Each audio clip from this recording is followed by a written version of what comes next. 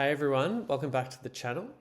Today I wanted to make a video on how you can improve your GAMSAT Section 3 score.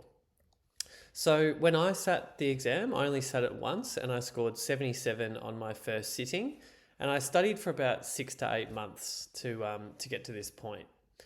But I think that there's nothing particularly exceptional about me, but I think I did learn a few things along the way that really helped me to get that score. And I find that a lot of my students that I now tutor in Section 3 don't make a lot of mistakes in how they kind of approach the exam.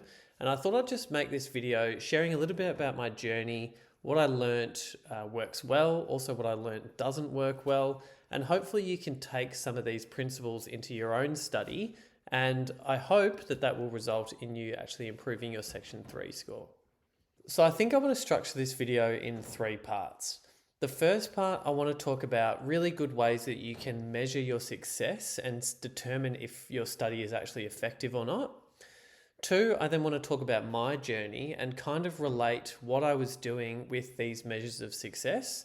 And lastly, I want to talk about some techniques that you can implement that will really help you in your GAMSAT study. All right, so let's start with the measures of success. So in my opinion, the best measure of if your study is working or not is if you can understand entire stems and what the questions are assessing in the ACER practice material. I see quite a few comments that don't think this. They think that the ACER material doesn't really replicate the exam. And in my opinion, I think these people don't really understand what the actual GAMSAT questions are about. I could be wrong with a few people, but I think that that's generally what is true. If you think that there's no correlation between them, you've kind of missed the point about what the questions are assessing. And I think why people say this is because the way that they're used to studying for exams is looking through practice papers and kind of seeing enough questions that when they get to their exam, they end up seeing questions that are exactly the same. Maybe the numbers have been changed, but the question is exactly the same. And if you're looking for that, you're never going to see it. Every question is different. However, there are commonalities behind each question. And when you truly understand what the question is assessing, you start to see these commonalities. And we'll come back to this a little bit later in the video, but I think just for now, when we're talking about how we measure if our study is being successful or not, it's if you can actually understand the skill that the question is examining you on. Okay, so our measure of success is that we need to understand questions in the ACER practice material. Okay, if you can regularly do that, I think you're in a great spot and you're going to do well on the exam. However, this wasn't always the case for me. I think I can look at these questions now, and this is what I do with students all the time, is I can look at it and I can understand almost inside the examiner's brain, like what they were thinking when they were creating that question. And I think that's where you need to try to get to.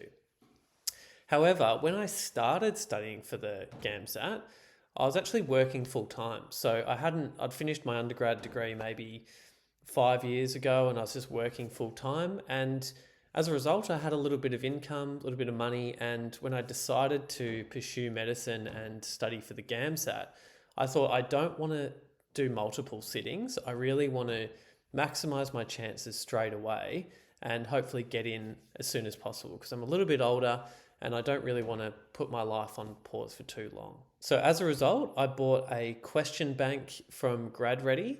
And this is something I want to get off the top straight away, is do not purchase any of these preparation company materials. I think that they're a complete waste of money, and I couldn't regret my $700 purchase anymore.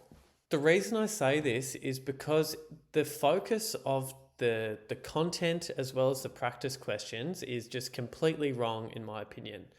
As I just mentioned when I was talking about the success metrics, so understanding the GAMSAT problems, there really are some pretty hidden skills, and the whole point of it is being able to use critical thinking, problem solve, and kind of generalize really complicated information into simple concepts. However, I find that all the preparation company material is more focused on niche scientific topics. It's almost a rehash of a scientific, just a science course. And in my opinion, that's not what the GAMSAT's about. It's about that complex problem solving, that interpretation, the analysis. And I just did not see any of that in my experience with any of the grad ready materials. And from a lot of the comments that I've seen on Reddit and forums like that, it seems that this is a common thing. So I'd really recommend not purchasing any of those materials because their focus is just completely wrong. It's about memorizing little niche scientific facts rather than actually generalizable problem solving principles that you can apply to a wide range of GAMSAT problems. So now that I've got my rant over, so I started with that and I used that for my study. I used it a lot. I was trying to do the practice problems on the question bank. And when I'd done quite a few and I'd felt like I was actually going quite well and getting a lot right on grad ready, I would then go to the practice material, which again, that's what I said is the measure of success. And I'd have no idea where to start. I was confused with the question. I didn't really understand why I was getting them wrong. I was almost blaming the question. I was like, oh, that's stupidly worded. And when I reflect on that, I kind of think that's the whole point, is that because of, perhaps the wording or maybe something being a little bit misleading, that's the kind of thing that you need to be able to critically think through to actually get to the core of the information or whatever the question is assessing. So as I wasn't seeing any improvement, I decided that something's got to give. I got to change something. And I did. I started focusing purely on the practice material and really trying to pull out as much as I could from every question about how you actually solve that problem. And every now and again, I'd actually see something that I felt like I'd seen before. So there is quite a vast array of different questions that are in the GAMSAT. But every now and again, I'd think, I have seen this before. I've done this skill and I could almost know how to do it a little bit. And it made me think there has to be a way that you can actually generalize these questions. So I started reading a little bit more advice, and probably my biggest tip, and this will be in the third part of the video, is actually starting to document these questions and trying to categorize them into skills. And as I said, I'll go through this, how I approached it in the last part of the video, but I did do this. And then through that process, I did find common skills that I'd need to do. And from that, I actually started realizing there are a lot of similarities between certain questions. I started putting them into kind of problem solving categories, if you will. And when I did start categorizing them, I found myself actually understanding what the question is assessing. And I might see that, this question is just assessing if I notice that there's a trap that tells me that I can't do whatever. So you start seeing those trends and you start recognizing that this question is literally just about, are you paying attention to little fine details, or are you paying attention to the units, or are you able to do a dihybrid cross or whatever? And you can start to actually see those trends and understand what the question is about. And as I mentioned, I found that these things were helpful for me understanding the questions. And then when I did the exam, I did actually see a lot of these same things pop up. Similar traps, similar kind of skills required. And that's why I think that that's the measure of success that you need to go off, is can you understand what the questions are actually assessing? Okay, so let's summarize that journey a little bit, and then we'll go on to tips that we can actually bring into your study to help you improve. So what didn't work? Well, grad ready didn't work. And the reason it didn't work was because there was too much scientific theory rather than actual problem solving skills. So I think the first tip I'll give you is try as much as you can to just sit with the problems and work out how you can solve them. And maybe you come to a stumbling block, but you think, because I've got mass and I've got acceleration, if I had an equation that related those two, I could calculate force. that is the kind of way that I would recommend you study your theory. So try as much as you can to work your way through the problem. And if you come up to something, then you can go away and study that little bit of theory, but don't just go onto Khan Academy and start watching videos aimlessly, because that's not actually what you need to actually solve the problems. And really, the scientific concepts that you need is very, very basic. And these are some things I want to get out onto YouTube, is the actual level that you need to solve problems is very low. So my first recommendation is to try as much as you can to work on the problem solving. And then from that, once you actually are solving the problem, you'll start to realize the skills that you need, aka some of the theory that you need to work on. And I think that's the best way to go about it. So just to give you an example of this, I actually remember one time in my study that I got really stuck on this lens equation. So the first time I did it, I couldn't really actually solve it at all. I didn't recognize what the variables meant, and I couldn't really interpret the text to what that meant in relation to the variables. So in my opinion, that's what I would call the problem solving skill, is the interpretation and the application of the information they give you. And then the second time I did it, I actually found that I could problem solve it. I did realize what each of the numbers meant, but I ended up getting this thing and I didn't know how to subtract two fractions with different denominators. So I actually then went away and it was honestly like a grade 3 maths resource or something, which was quite humbling. But I went on to that to work out how to add and subtract fractions, and then I finally was able to solve the problem. So that's kind of an example of how you could go about actually working through these problems, is sit with them for a while, try to get as far as you can, and then you're thinking about what specific things you need to actually help you, rather than just kind of aimlessly going to, I need to study some physics, some lens equation or something like that. Because if you do that, if you go to Khan Academy, which is a great resource by the way, and look up lens equations, I guarantee you're going to get something very complicated, and the kinds of maths that you're going to be doing is completely different to the GAMSAT.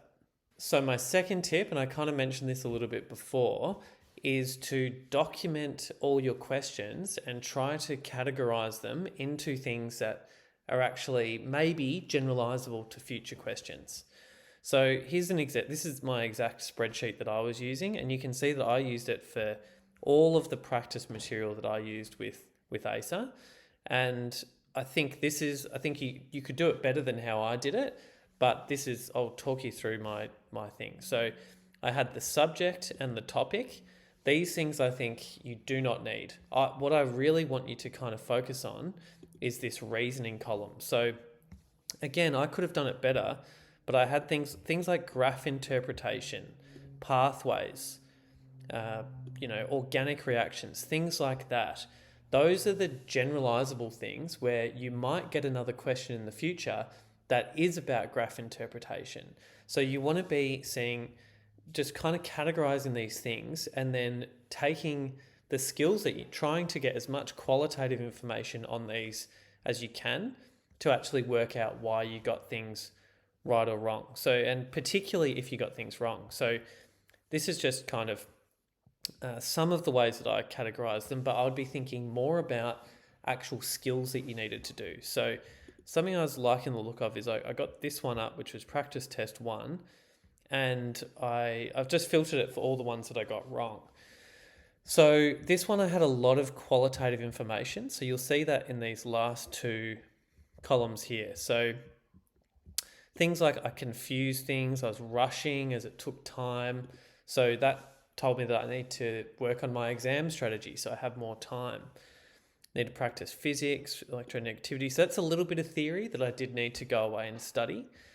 And then but you can see all these errors that I made. So made a mistake in calculation, okay? But also skipped over the effect of double bonds. So that tells me that I made an error in the calculation, but I also made an error in interpreting the question. So it just kind of gives you an idea, firstly, of the kinds of questions that there are, but also the kinds of mistakes that you're making, because everyone's different and there are a lot of different ways that you can go wrong. So if you go through this and you constantly see that you're making mistakes with calculation, you need to work on how to apply index laws or something like that. Or if you don't know how to do organic chemistry reactions, maybe it's because you can't name compounds. So these are the kinds of things that you need to capture that information and work on specific things that will help you in the question. If you're going away and you're just studying scientific resources, it won't help you at all. Okay, and just another thing that I briefly touched on, but I think is really important about being able to document your questions, is you can capture things that are kind of separate to the GAMSAT. So for an example here, if you look at, this one and this one, this one, this one, all of these are all about time management. I made mistakes because I didn't have the time. And you see the notes that I wrote to myself is I need to manage time better. I need an exam strategy. And that's a lot of things that you can't really capture if you're just looking at if you got it right or wrong. So you can capture soft skills like that. And are you managing your time well? Are you getting confused? Are you interpreting things? Those soft skills are really, really important. And I put a lot of work into my approach to the exam and how I was going to approach stems and how I was going to manage my time. And I played around with all these different techniques. So I don't think there's one size fits all with the exam strategy, so I won't talk about it too much. But I think it is important that you find something that works for you. And you're not going to be able to determine what's going to work if you don't know where you're going wrong and what your weaknesses are. So that's another really important reason to document your questions. And as I mentioned, I think it is important to be able to track how you're doing. And if you're a bit of a stats nerd like me, you can kind of calculate some overall percentages. And I think that is important because ultimately no one's going to be there kind of, giving you a pat on the back. And I think that you can, especially if you do need to sit a few times, you do need a little bit of encouragement that you're going in the right direction. And maybe that kind of extra motivation just comes from being a bit more positive about how you're doing. So I think that rewarding yourself with things like this in a quantifiable way is really important. And the last thing I wanted to show you with this is that you can document all the questions you get wrong and redo them. So I think if you believe what I say, I'm essentially saying that each question is practicing a skill that you'll need on the exam. Okay? So why not redo it? If you get it wrong, why not redo that problem? It's just practicing a skill. So you're just getting better at a skill that you will need for the exam. As long as you're not going there and just being like, oh, I remember that this answer was C. But, who's that benefiting? No one, really. So if you actually go there and you get the question and you pretend that you're in that situation, seeing it for the first time, how could you actually solve it and get the right answer? I see no problem doing that. And that's something I did. As you can see, there's a lot of questions here. And I would, so I'd document them all, try to categorize where I went wrong, and then I'd retry them. And if I got them right on the second go, I'd make them green. If I didn't, I'd make them yellow. So there's still some that I got wrong, but you can see that for the most part, I actually learnt from my mistakes and improved on it. And I do think that that's a really important thing, is actually recognizing where you're going wrong and then trying to improve on it. Okay, and my final tip is that you need to practice the simple skills. So if you've done this process and you've identified some skills, let's say it's being able to apply index laws or something like that, you need to be able to practice it. I can't tell you the amount of times I've taught a student how to do index laws and they get it flawlessly, they apply it to a GAMSAT problem and they're really happy, and then they come back next week and we do the same thing and they get it wrong. The reason that they're getting it wrong is because they're not applying it regularly. And maybe that's because they started doing GAMSAT problems, and because of the vast array of questions that you can get, maybe they got a genetics question, a chemistry question, and they didn't have to apply this skill for a week. And I think that you need to recognize the skills that you are improving and give yourself opportunities to practice that skill in a really controlled fashion. So something that I did was I wrote out paper flashcards, and I would have something on there like prove that these two molecules are chiral or something like that, or achiral, whatever. And I'd just have these two molecules drawn out, and I would have to go through my process of rotating molecules to actually determine if these two things are chiral or achiral. I'd be doing the same thing. So for logarithms, it'd be saying, what does this logarithm equal? How could you rearrange this logarithm for x? Those kind of basic skills that you really need to have second nature, because otherwise you make a simple mistake like that, you're guaranteed to get the question wrong. And it's such a shame, because if that is the reason that you get the question wrong, you've done the hard work, you've interpreted the question, you've gone through the problem solving, and then for some reason you add together the indices instead of subtracting them, and lo and behold, that's an answer, because ACE is clever and they know the common mistakes that people will make. So those options are very frequently there. So I just think it's a real kind of disservice to yourself if you don't have those basic skills, basic maths, basic chemistry, etc. All those skills just second nature. So make sure that you're practicing them in some kind of controlled way regularly as well, so that when you do have to apply them in the GAMSAT, you can just do them and you know that you've got them right with a high degree of confidence. Okay, so that brings us to the end of the video. I hope that was helpful. I do think that if you follow these tips, you're sure to see improvement. And if it was helpful for you, I'd love it if you could like the video, subscribe to the channel, and if you have any thoughts, feelings, hatred towards grad ready or phrases, feel free to leave that in the comments below. And otherwise, I'll see you in the next video.